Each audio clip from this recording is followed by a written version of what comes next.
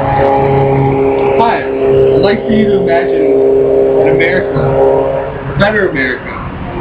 An America in which the citizens are not afraid of the government, but instead the government is afraid of the people, just like our founding fathers told us democracy looks like. I'd like for you to imagine an America in which we also have credibility abroad. One in which countries no longer derail us for having military bases in their country. I'd like for you to imagine an America in which the president does not have the authority to detain you indefinitely without a trial. Now, that America would be what it's like under Ron Paul as president. And I'm going to give you 3 reasons why to vote for him. First off, I'd like to talk about the legalization of marijuana. Ron Paul wants to legalize marijuana.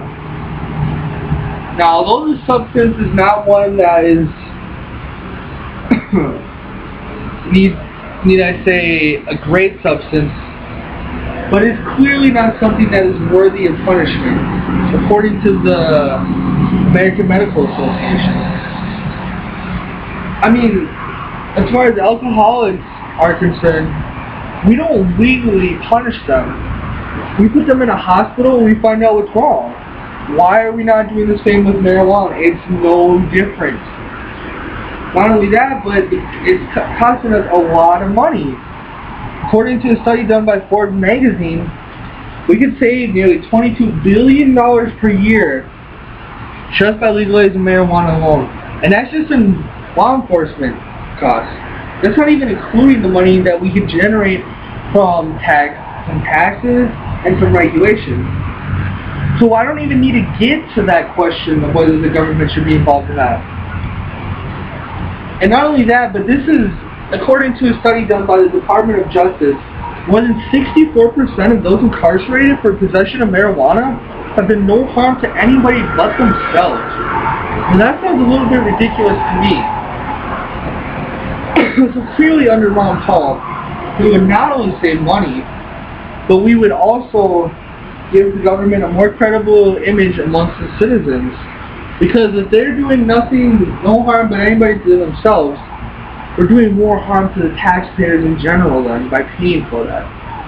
Now second off, I'd like to talk about America's presence overseas. As you may know, America has a military base in almost every country throughout the world. I know what you may be thinking. It's kept us safe for a while. It's helped us gather information that has helped protect us. But that's simply not true.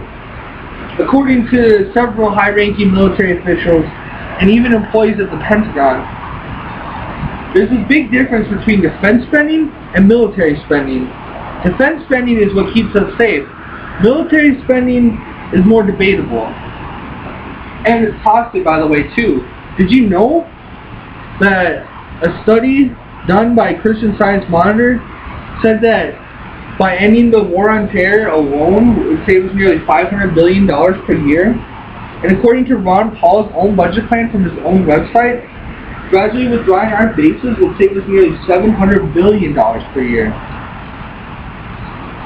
And it would keep us safer. Think about what that money we could do with that money saved. We could use it to lower taxes, or we could use it to also secure the border, because obviously that is an issue that has failed us, as there are many undocumented workers here. And lastly, I'd like to talk about the National Defense Authorization Act, otherwise known as NDAA.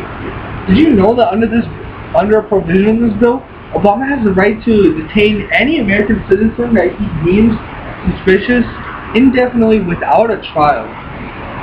Now, he said he'd never use it. I'm not saying I have suspicions of him using it, but it's clearly unconstitutional and it clearly trumps our freedom. And that's not cool with me. Do you feel safe with that? You never know what he's going to do.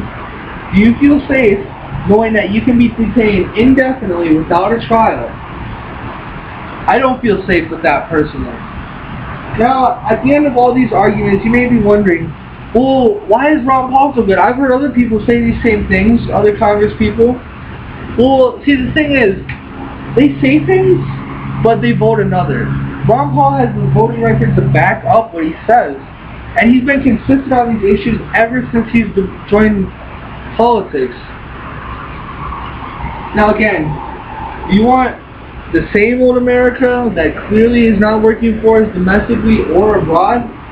Or do you want a new America, one in which we are credible not only here, but also abroad?